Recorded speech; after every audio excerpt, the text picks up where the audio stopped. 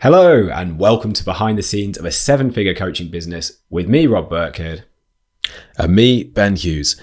Over the past decade, we built TRINITY Transformation to over 500 one-to-one online clients and 7 figures in annual revenue. And it's been a real rollercoaster journey. We've put together this podcast to reveal the inner workings of a 7-figure online fitness business, as it's something we wish we had access to along the way, and it would have really helped us to get here a lot faster. And so hopefully it'll help you too. So in today's episode, we're going to reveal the 7 biggest business mistakes that slowed down our growth. So sit back and relax and welcome to today's podcast. So we've kind of categorized these 7 business mistakes that we feel has slowed our growth so that hopefully if you're listening, you can avoid making these same mistakes and therefore grow quicker and get to your goals quicker. So let's jump straight into the first one. And I think this was a major one in the early days for us. So we did not specialize soon enough. And we've been in a number of business masterminds over the years. And I think this is something I see a lot of the time. I don't know if you agree, Ben, but where people still don't really know their niche or niche if you're American. They think they've got a niche, but I don't really think it's a very strong niche. And therefore they're struggling to acquire clients. Like what do you see here? And what do you think we did wrong, I suppose, here?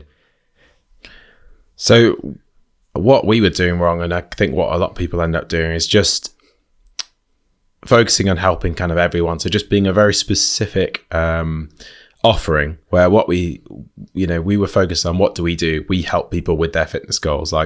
And that technically was what we do. Like, we have the ability to help everyone with their fitness goals. We can do that.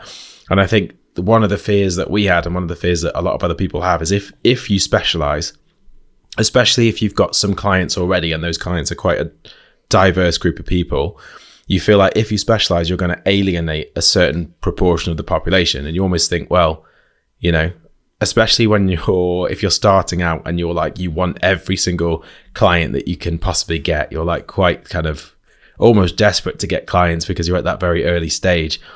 You almost don't want to specialize in case you put people off. So as you said, like all the mentors and coaches that we ever work with said, you need to specialize, you need to find a niche. And it's hard to it doesn't seem like a good idea before you've kind of done it. But it's one of those things where as soon as we then did decide to specialize more and decide to sort of find that niche, 2 things happen. So firstly, you do actually repel the people, you put off the people who are not in that niche. So if for us, we're saying, women over 40, women around menopause, any man who's reading that, or any woman who's under 40 is going to be put off from that. They're going to think, oh, that's not for me. And they're immediately going to close off it or click away from it, or, they're going to navigate away from it in this online world. But the other thing that happens is the people who do fit that category and who are your kind of ideal client, they're like really attracted to it. So whereas before, if you're trying to appeal to everybody, you're not putting people off, but you're also not like really attracting people into it. You get to the point where you are putting loads of people off, but at the same time now you are attracting those people in. So what we found, and what I think most people probably find, is that when we did specialize, we actually have more people coming to us. And you start hearing it during conversations that you're having with potential clients, where you'll hear people say, I came across your thing and it really kind of appealed to me. Like, there's clues in what people say. Like, I'd not seen anything like this before. I'd not seen anything that specifically was aimed at people like me before. So they feel that they've almost been heard, and someone understands their specific problems and has created something to help them as an individual, which is very very attractive.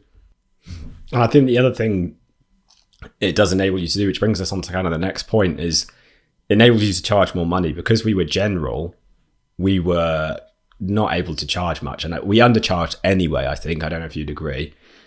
I believe our first program was it 39, or maybe it was even 29 pounds? I think 29 pounds. Yeah, 29. I think it was. So we used to charge 29 pounds for 12 weeks of coaching. And this is back in 2014, before online coaching was like well established. We were students. We thought that was a reasonable amount. We charge more than 10 times the amount now. It's more like 30 times the amount for 12 weeks of coaching. But one of the reasons we're able to do that is because we specialize. Because I think the best analogy I always hear around this is kind of like doctors and healthcare professionals. So if you have a GP, they get paid okay. But if you have a private surgeon who works on brain surgery or even something specific like hand surgery, we've got clients who are some of these have these specializations, and they're able to charge significantly more. So I went for a private health checkup, I think last year. It was probably sub 10 minutes, the appointment, and it would cost me over 200 quid. So the value you can charge as a specialist is significantly more, because this was trying to deal with a specialist problem. So I think that then enables you, if you specialize, as you said, Ben, it enabled us to then start being able to charge more, as long as you have the specialist knowledge to go with it. So over the years, we then learned kind of how to coach people over 40 and around menopause and what's different. And we're not going to go into that today. But if you can find that niche, then you can also charge more. So it kind of brings us on to the next point. The other thing I see people kind of making mistakes with is, or I personally don't think it's that effective, is they think they've got a niche, but the niche is like, I help high achieving men or high achieving women, which is like the default now in the fitness industry that I see online, because I think people know, okay, if I say high achieving, they probably have a good job and then they're going to pay me more money. But not many people really identify. I don't know about you, Ben. I don't think people identify as a high achieving man or woman. Maybe that's a small piece of their identity, but they don't go, I need a fitness program that's going to help me with my specific high achieving man problems. I think want to... No, go ahead. I was going to say, it's a good point that when there's almost kind of two things. There's the niche that you serve. That might be the thing that you specialize in, which is like, you're really good at helping people who've got a busy schedule and a busy job and busy career, blah, blah, blah. But as you said, they might not necessarily identify as that. And I think, for us, we're probably better at helping people with that busy schedule as well. Like, we've been very successful with that. But in terms of what you actually say, your niche has also got to include something that when you say it, the people who are reading it go, oh yeah, that's me. I identify with that. Whether that is, it could be different things. It could be like an age group. It could be a specific job role. So we work with, rather than saying high achieving, if you said, I work with managing directors, or I work with finance managers, or whatever, like something really specific where they can go, oh, that's me. Or it could even be, I've seen there's other people in various masterminds and things we've worked with as well, who it's easier to find a niche, I think, if you work in a geographic location. So if it's like men in a certain place as well, even that's going to stand out more than an overall kind of UK-wide thing. Yeah, and I think I think the most powerful one you can get is if you're targeting a problem where people say, this is the reason I can't lose weight. So yeah, busy's okay, but it's quite broad, like you said, Ben. But I think if people go, I can't lose weight because losing weight is different around menopause, which is what we hear all the time, like it's impossible to lose weight around menopause, is kind of the general rhetoric. So that's a really powerful one. Or, as you said, we're in various business masterminds. I know someone who only helps Muslims to lose weight because they've got to deal with things like Ramadan and different food choices that most diet plans don't recognize and help them to fit in. And they have different genetic variations as well. So people will value that a lot more and pay a lot more. So, and then they will be more likely to do it. So I know as I'm getting older, as a man, I have a bit of fear about, losing testosterone and how's that going to affect my ability to build and maintain muscle. So for me, let's say I turn 40 and that's a big concern now, that can be a powerful niche because, again, it's going, okay, I help men specifically to optimize their testosterone without taking TRT or whatever it is, and maintain their physique from their 20s and 30s all the way through to the 50s and 60s. That's, again, a more powerful niche than I help busy, high-achieving men. And you can still weave that busy, high-achieving thing in. So we still do that, right? We say, professional women, and we'll drop through in our podcast. Most of our clients are at the top of their game in their career. They're reporting to directors or running the business. You can drop that in, but it doesn't necessarily need to be the niche. And I think that's another place where people go wrong, because then that just comes across really obvious as like, if that's your only niche, it's just like, you're basically just saying, I want people who've got enough money because it's expensive, which everyone is doing online now. Yeah, definitely. And I think as well, when it comes to how much you charge as well, and how much you should charge, the benefits to charging more are, well, when we did the sort of £29 a month planned previously, there's going to be a certain amount as a business owner that you need to make in order to support yourself and, literally put food on the table, put a roof over your head. So at £29 a month, if you wanted, I think when we were doing that, we'd made absolutely nowhere near enough to actually do fitness coaching as a full-time thing. It could only ever really be a part-time thing, charging that much. So first of all, if you want to become a full-time fitness coach and do this as the main thing, you've got to charge enough to support yourself. The other thing is that the less you charge, the more clients you have to have in order to make that sort of baseline amount where you can survive as a business owner. And the problem with having loads and loads of clients and not also having extra cash left over to be able to invest in a team to help you deliver a service to those clients, the quality of your service inevitably suffers because you're not charging enough. So, there's probably a point where you can just be I always think you want the value of what you're selling to people to really match up with the value that they're actually getting. So there's no point offering a poor quality of service. If let's say you offered the same £29 a month thing where it's like you haven't got time for any of your clients, you can't do anything really personalized for them, and you can't give them the attention and the support they need to really guarantee they succeed. But then you decide, I'm going to charge £3,000 for that same thing, then that's not going to work. You'll quickly get feedback from people saying they'll join and they'll immediately ask for a refund after 2 days and say, this is not worth the money. This is not good. So there'll be a point where your value that you're delivering matches up with what you're actually asking people for financially. And the point, there's sort of a tipping point where you want it to be something that people, they really value it and they feel that they can continue for it for a long time so that they can become long-term clients, because getting a long-term client on board is a lot better than what we used to do, which we'll cover later on, which is getting loads of clients on for a short period of time who then leave at the end of that period of time, and you have to keep continuously finding new clients, which is very difficult and very high effort. So in terms of charging enough, it's finding that amount where the amount of clients you have to coach is a good manageable amount. You can deliver a top grade 5-star service where you've got people giving you rave reviews, they're referring their friends, they're staying for a long period of time, they're very happy with what you're delivering. And also it's meaning that you can sustain, you can get enough money as well from this thing, and it all kind of works out. But basically you can't achieve, you're not going to be able to grow a successful business if you're charging too little. That's kind of the key thing. I don't think you have to put the price up immediately to full whack. I see a lot of mentors and things saying charge more, charge 1,500, charge $3,000, whatever, for 12 weeks. And I don't think everyone's ready to do that. Like, we did it very gradually, didn't we? So we went from 29 to 39 and then 49 a month, I think, was the next step. So after 39, 29 for 12 weeks, which was, not a lot, but again, it kind of aligned with the level of service we were offering, like you said. Then we went up to 49 a month, then we went up to 97 a month, then we went up to 166 a month, and then we went up to 332 a month. So we built it up slowly as we got more confident. This was over a number of years. This wasn't just overnight. There may have even been more steps I've missed out. And I think that then enabled us to believe in the service we could offer, but also improve the service. As you said, take on teams so that then we could, make sure every client has amazing quality of service, because we're not spread too thin.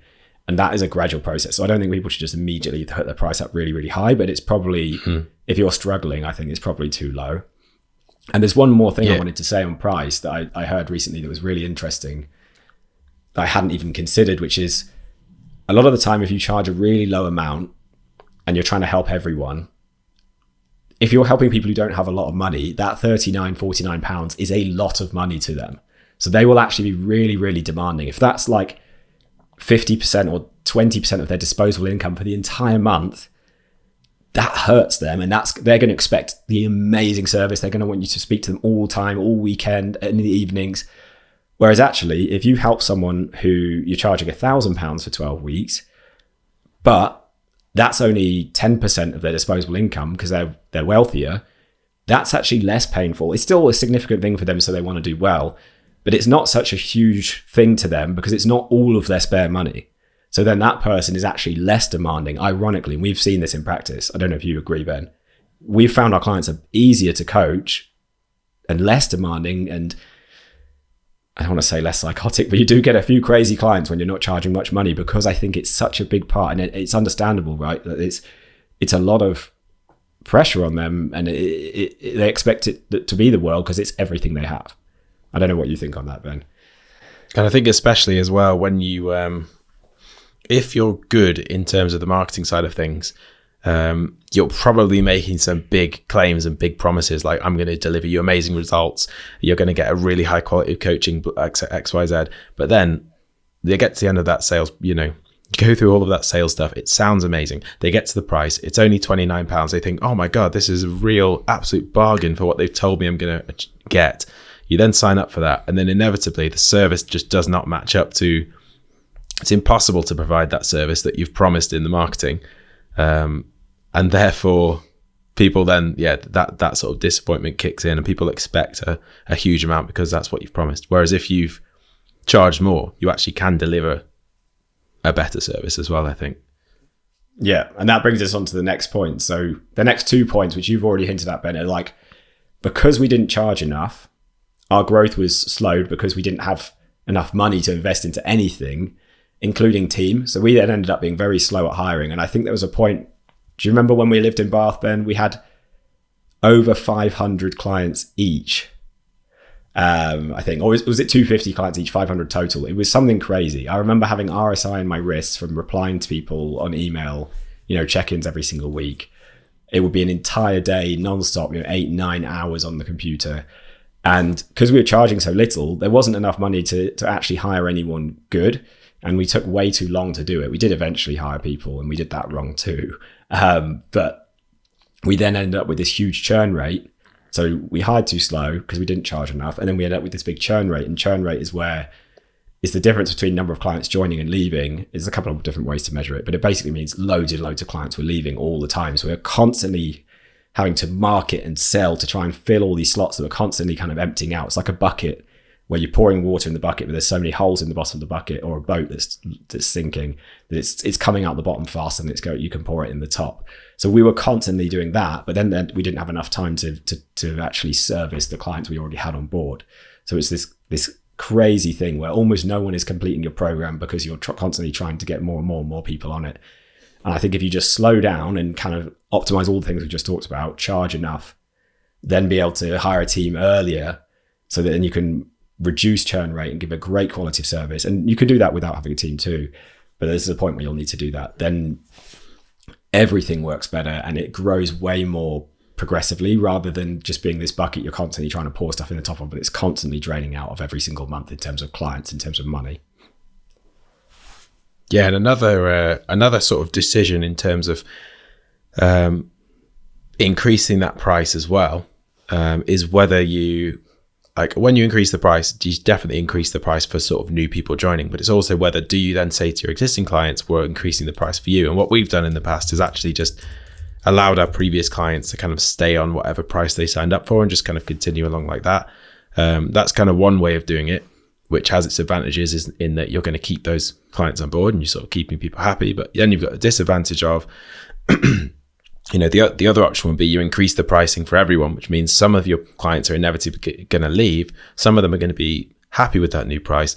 We've found generally when you say to someone, we're going to put the price of your program up halfway through it, most people are going to be unhappy and are going to leave from our kind of experience. So there's kind of a bit of balancing there that needs to go on. What do you think sort of the best way of handling that one, Rob? I think what we did last year worked quite well. So I think that's one of the first times we put the price up for existing members. And the reason we did that was because we had a coaching team that was maxed out. So we had, I think at the point, 5 coaches per Dave, coaching team leader. And we didn't really have any capacity left. So at that point, you can either hire another person, which we also have now done, but we didn't have time to do that straight away, or you can also put the price up. And the reason we put the price up is because some people were paying 3 times less per month. So some people were paying £97 a month, which is our price sort of 2 or 3 or 4 years ago. And they just kept paying it because it was obviously a lot cheaper than the new price. Whereas new members were paying over £300 a month. And the service has improved massively, everything's improved massively. So we just felt that these people are getting amazing value, and we'll give them one last option. They can pay for a year up front if they want to. That's good for our cash flow. Or you can go on to the new price. So it wasn't a complete lose-lose scenario. It wasn't just like new price or leave. It was, you can lock in your current price for another year if you pay for a year up front, which then means we get all the cash up front, which we can then reinvest into team or advertising or whatever. But also they kind of get the point. We say, look, your pricing is now a couple of years old. It's not fair on new members that you're getting the same thing for so much less. And we're now going to put it up. So I think it's okay to do it. I just wouldn't do it if you're kind of already a bit short for clients. That's going to be too risky, because you could lose half of your clients, and then you end up in a really bad place where you then have this massive hole and you're panicking and you're in scarcity. But if you're really busy anyway, and you know you can get new clients, this was the situation we were in. We knew we could get more new clients for 3 times the price. So actually our coaching slots, this is how I was looking at it, from a purely logical business sense, those coaching slots were bad value when they were 3 times cheaper. And actually it'd be better us getting a new client in those slots, paying 3 times the price, because you get 3 times the revenue for the same effort than keeping those old ones. And obviously we don't want to let them down, which is why we gave them the year offer. And most of them took that year offer, but some of them did leave, and then we filled them with higher price people as well. So that's how I'd navigate that, I think. Yeah, I think that would be a really good way to manage it. Probably if you're transitioning to it, you could put the price up at the front end thing, get enough new clients in at that new price that you're now not kind of struggling for clients. And after, maybe after 6 months, 12 months, whatever, of selling at that new price, then you could sort of start retiring those old prices, and hopefully retain some of those sort of loyal clients for a longer period of time as well. Yeah. I think the next one then is hiring too slow. So I actually think maybe it's not just hiring too slow, it's also hiring not too fast, but too. So we used to, the story will tell this better. We used to hire coaches full time the first time we went around hiring a team. And we also hired, interestingly, coaches first, the first time around. If any of you have listened to our first episode, you'll know how we then lost the whole business. So this is what not to do. We hired 2 coaches at once. This was hiring too fast, actually. Paid them both a full-time salary. Now, this was quite a long time ago, but it was $20,000 each. So we went from no salaries to $40,000 a year salaries, because we were coaching over 500 something clients between us, and it was just unsustainable. But the problem was these coaches weren't up to speed yet. They hadn't gone through any training. They hadn't got any clients. And so there was this massive period of time where they had to get up to speed with coaching, where they didn't actually have enough work to fill their day. And even more crazily, we put them on a 6-hour contract, a 6-hour a day contract, which was also stupid. But that's just us being way too generous. And I think a bit of guilt, thinking, we're fed up with this coaching job, so we'll try and make it easier for these people we're hiring, when in reality, we just prefer other things like operating the business, group coaching, and we'd done it for a long, long time. So we were a bit tired of it, and coaching 500 clients between 2 is also quite tiring, as you can imagine. So there was a lot of mistakes in that, rushing the hiring. But if you hire right, I think a mistake you can also make, which you can then end up doing, is hiring too slow. So you're trying to do everything, you're spread really, really thin, and then you end up with clients leaving, and you're making mistakes, and you're dropping the ball. And to be fair, I don't think we actually did hire too slow. We did hire too slow that first time, but then we did it too fast and in too gung-ho a way. So what we do now is we pay people on an hourly rate when they start, and then that increases over time as their client numbers go up, and then they have an option to move to full-time after sort of 6 to 12 months. And that then means they're only getting paid for the hours they're working. We're only having to pay for the hours they're working as well. And we don't have this big deficit. And most coaches are able to do other work to make up the hours at the beginning with. A lot of them already have PT businesses and clients, or they're fitness coaching in the gym, running classes and things. So they don't need to be working all day. And then they can slowly transition out of that and slowly transition into your business. So that's really what I mean, is just we made mistakes in kind of the hiring structure rather than hiring too slow or too fast. Is there anything you'd add to that on hiring? Yeah, I think an interesting thing about hiring and growing a team in general, one of the masterminds that we were in, we learned about kind of different personality types. So we've used this assessment called DISC, so DISC, which basically assesses what different types of personalities there are, what drives certain people. And I think a business owner is a very specific personality type. You're very kind of most of the time that people are very kind of driven to succeed. You want to be kind of independent. You don't want to be told what to do. You don't want to, a lot of business owners don't want to do kind of repetitive tasks and kind of do the same thing over and over again.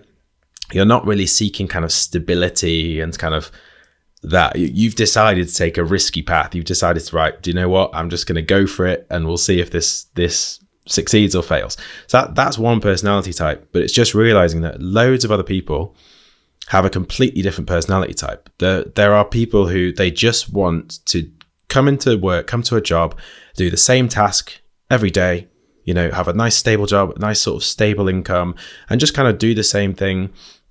There, as a business owner as well, there'll be certain tasks that you think maybe you love doing it for a certain period of time, and then after doing it for a while, you get a bit kind of weary of it. Maybe that's like answering client check-ins or doing sales calls or any number of different things, answering email inquiries or posting stuff on social media.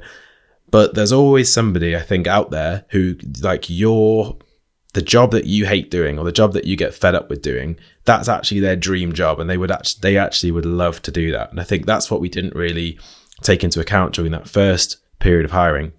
We thought the mistake is thinking that everybody is like you and everybody thinks like you, and thinking that, well, if I don't want to do that job, that repetitive task that I've labeled as repetitive, boring, don't want to do it, then nobody else is going to want to do that. And therefore, what we did when we hired someone is we thought, right, we don't like this job, so let's really overpay for it and make it as easy and sort of as cushy as it possibly can be. It's just remembering, when you're building a team, you will find people who will fit into those positions, and they'll love that job. So it's just kind of realizing that people are not all the same. Not everybody is going to be like you, especially if you're a business owner.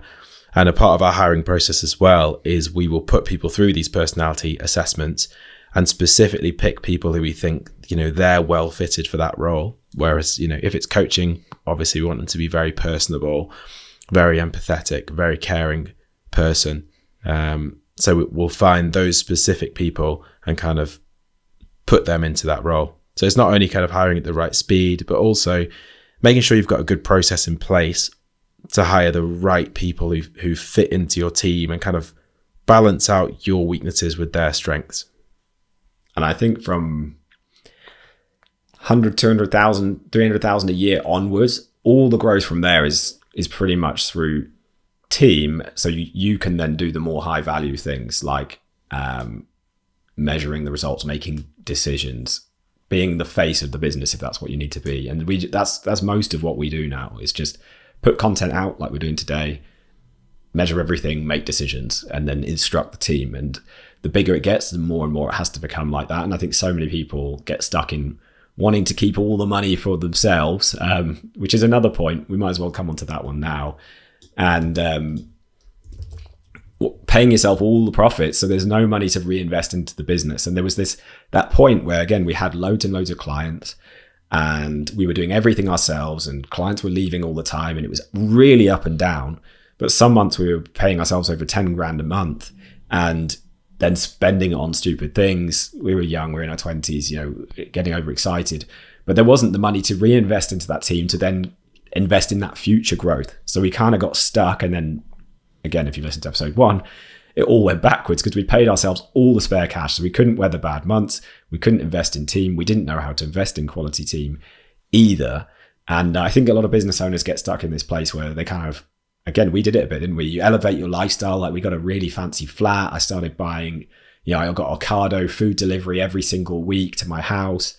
And I don't think these are bad decisions as you get more successful, but we should have spent these in team first, not on, like, you know, having a really fancy flat. We both bought nearly brand new, like, sports cars, and then there was no money left in the business. So I think that's probably the next big mistake that I think you can get stuck in, is if you want to have £1 million plus a year business that makes a lot of profit, you need to reinvest the profit earlier so that you get a lot more in the future rather than just taking it all. And I guess we were just a bit greedy and naive at that point. Yeah, definitely. I was reading, I've started reading Rich Dad, Poor Dad, the classic book again recently. And the first lesson in the first chapter is the poor and middle class work for money and the rich make money work for them. So hiring that team and investing back in the business that's literally making your money work for you. You're taking, let's say it's that 20 grand a year that you're going to invest in that team member. If you invest that money in that team member, and then they're able to coach clients, which bring in, 2 or 3 times the money that you spent to hire that person, then that money you're spending in them is actually generating you more money that you can then reinvest in more team members. And I think that another great thing about team as well, I think it makes the whole business a bit more fulfilling, bringing a team on board, because you've got these people that you've brought on who you can see that they've got, hopefully you've given them a job that gives them good job satisfaction. They enjoy the work. You're providing an income for these people as well. It's great to have these people, to have a team on board as well. It's a sort of another level of fulfillment. You've got your clients that you're coaching, who you get that fulfillment from seeing their results, and you've got your team as well, who you've got them on board, and you're getting that fulfillment from their results and their job satisfaction as well.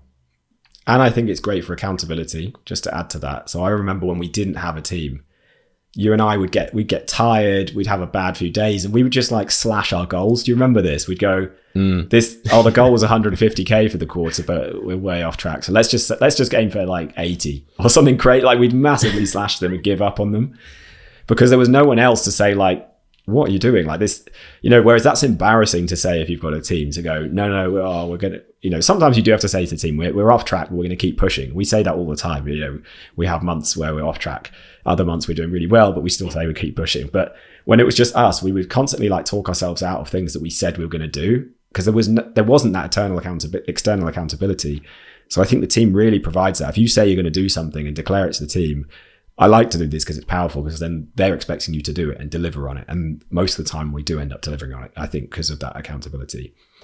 So I think we've probably done team to death. But this is kind of, again, every one of these points is linked.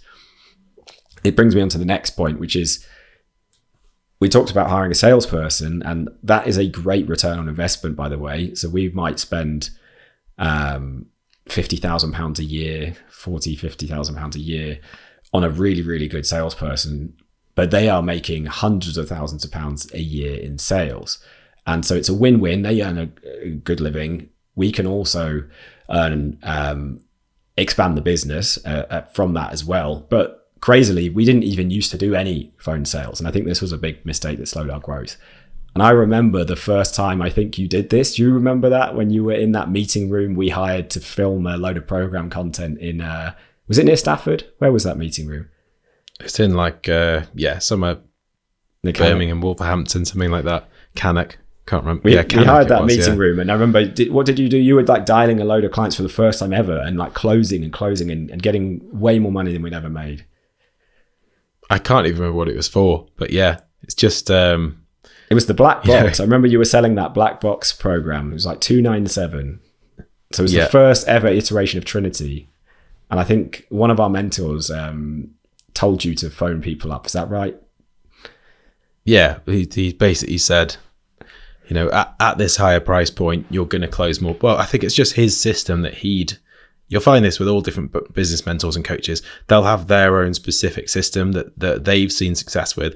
And so they'll tell you to use that system as well. And the phone sales was kind of the thing he was really good at. So he'd given us like a script to follow, a process to follow. So we were putting that into action and finding that if you just ask people for money over the phone, they'll just give you their payment details and you just take that money, compared to what we've been doing before, which was just sending people, send people out links, not even specifically to one person. It was like generally to the email list or to our social media, like, here's our program, buy it if you want.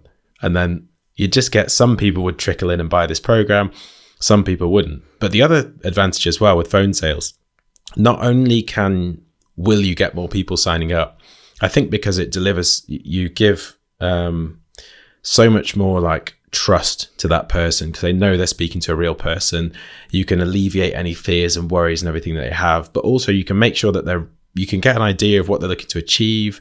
You can make sure that their goals are realistic. You can set their expectations. You can make sure they're a good fit to be coached by you in the first place. They can make sure they like you as a coach. And then when you get into the coaching relationship after doing that sales call, you'll find that that person will stay longer. They'll get better results. They'll have a better experience inside the program. So another advantage of doing phone sales as well is you end up taking on clients who are a better fit for you, rather than sending someone a link. They read the information, possibly they read the information. They interpret it in a certain way. Maybe they misinterpret some of it. Then they sign up, and then they potentially are disappointed because maybe they'd expected more or expected something different. But yeah, doing phone sales was a massive game changer. And initially, me and you, Rob, were just doing loads of sales calls, so all day. So we went from that summer. Were we still doing coaching at that point as well? Yeah, this was when the business fell apart. So we had to get rid of everyone. This was back in 2018, 19. Fired everyone. So it was just me and Ben left after having like 5 or 6 people on the team. And we didn't have many clients because it had all fallen apart. So we didn't really have much coaching to do.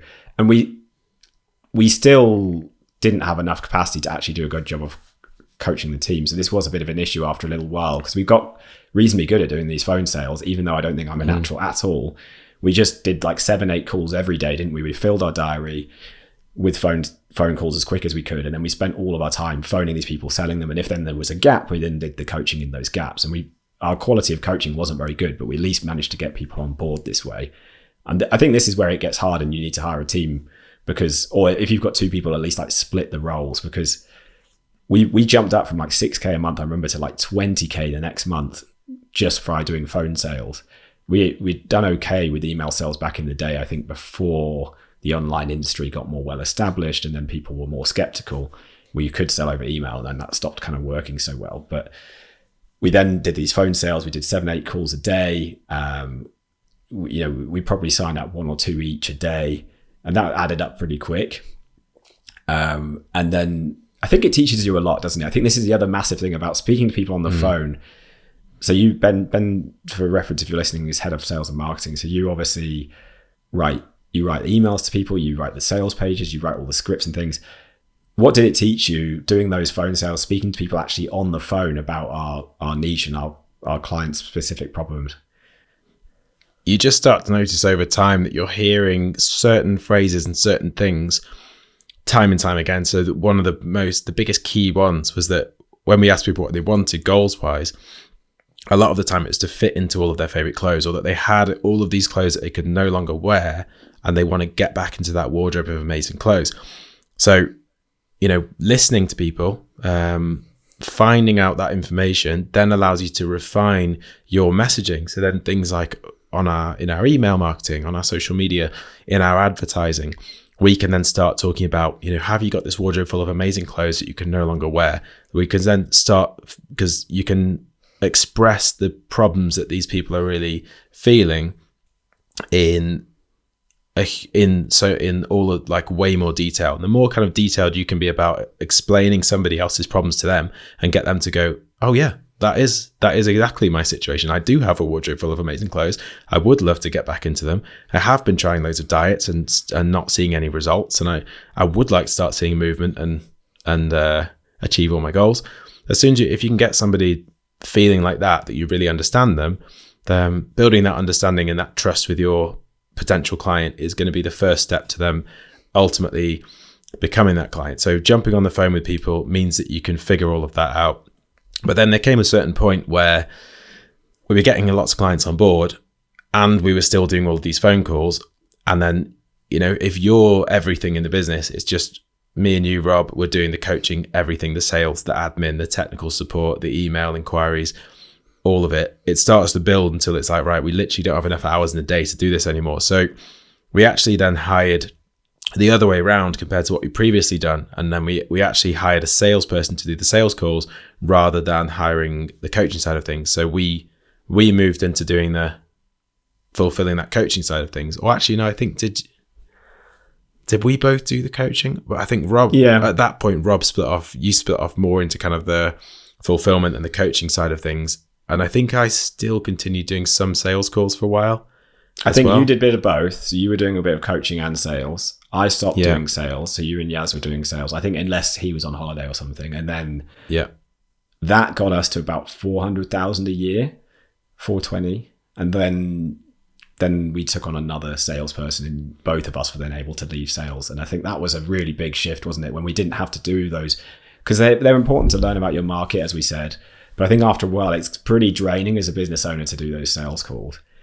And it's not a great investment either, because you can hire someone who will then make 5 times the money back. And they're probably better, as we said before. Most people are going to, if that's their only job to do, they're probably doing a better job of it.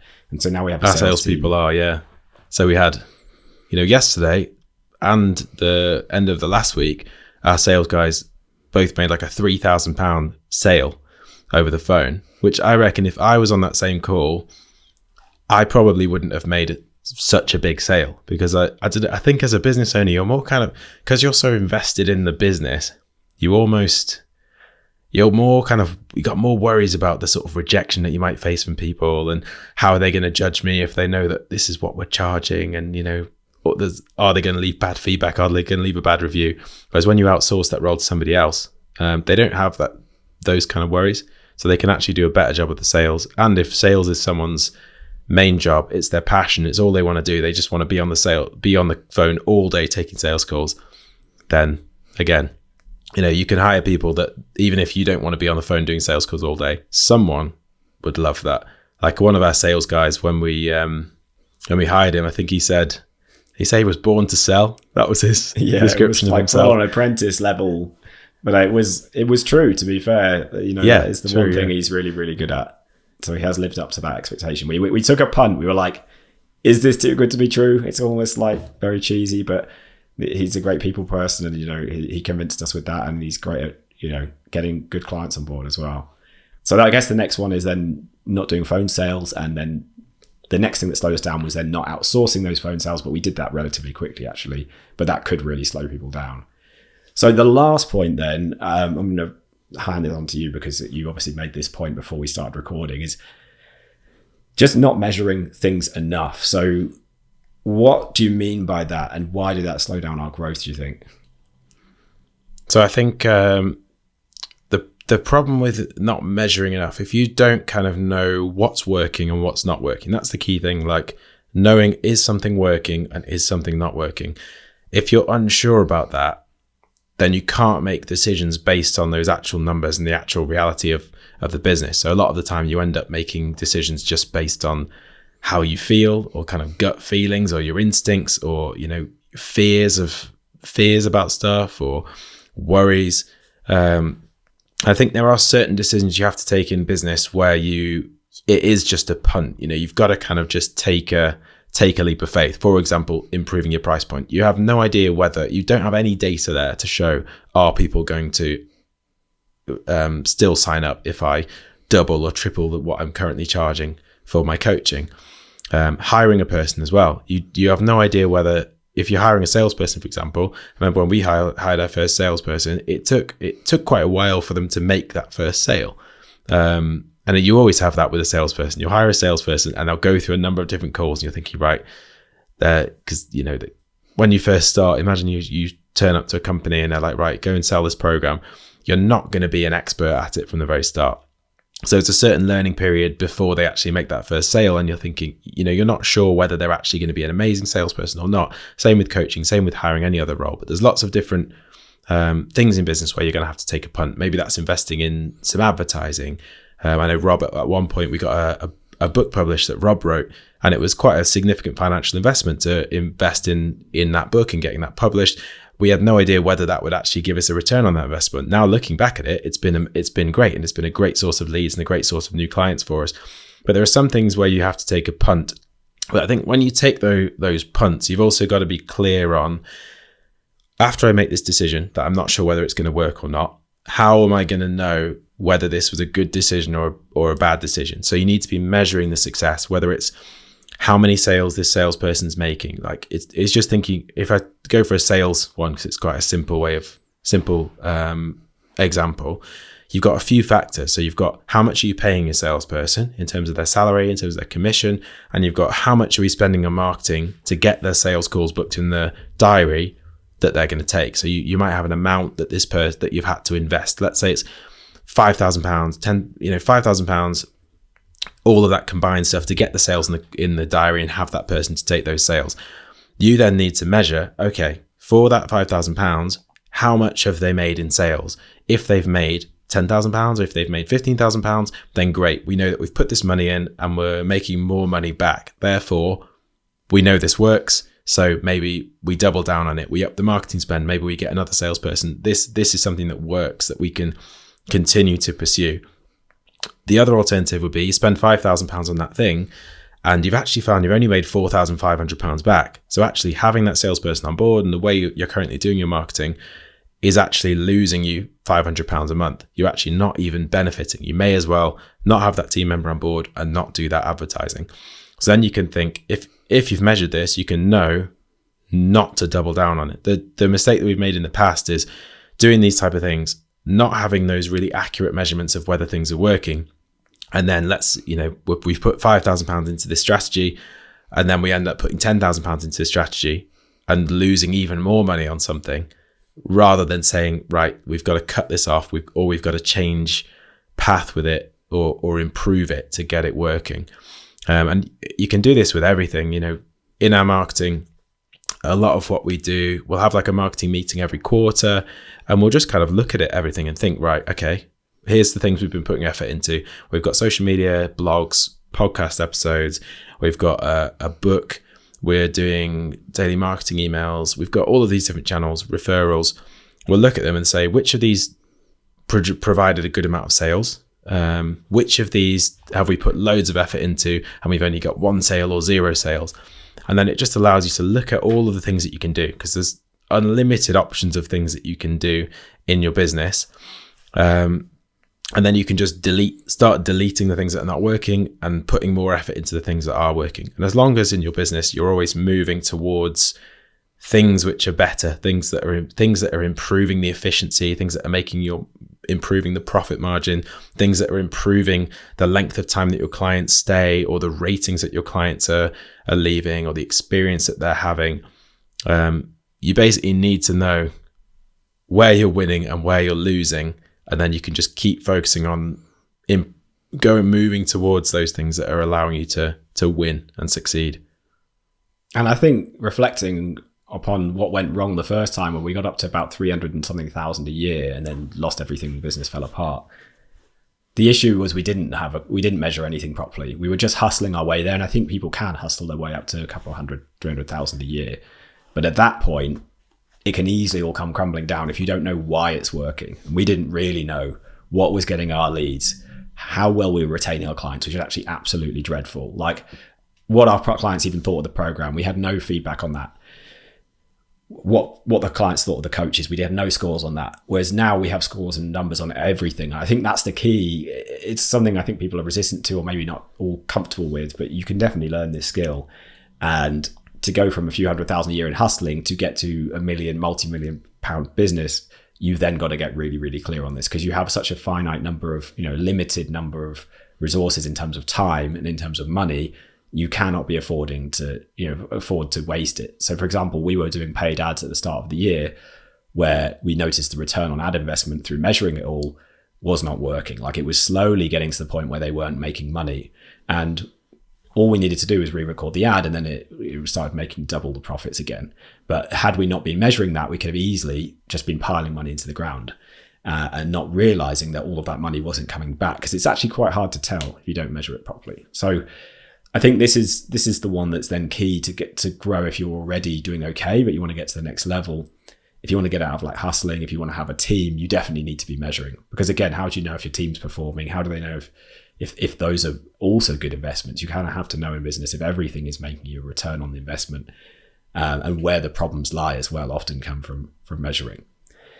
So that kind of summarizes our biggest business mistakes, 7 of them that slowed our growth.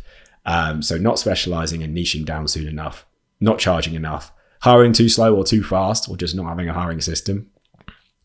Massive churn rate from trying to do everything ourselves, so people leaving. Paying ourselves all the profits, so getting a little bit greedy, not doing phone sales soon enough, and then not measuring things enough. So that is those are all things I would recommend people avoid. And I hope you found that helpful today, and we'll have plenty more that we want to share. Tons more stories about the successes of many failures we've had along the way. If you enjoyed today's episode, please hit the share button, share it with another coach or business owner who could benefit from hearing this. And thank you again for tuning in, and we'll catch you next week for another episode. We will see you then.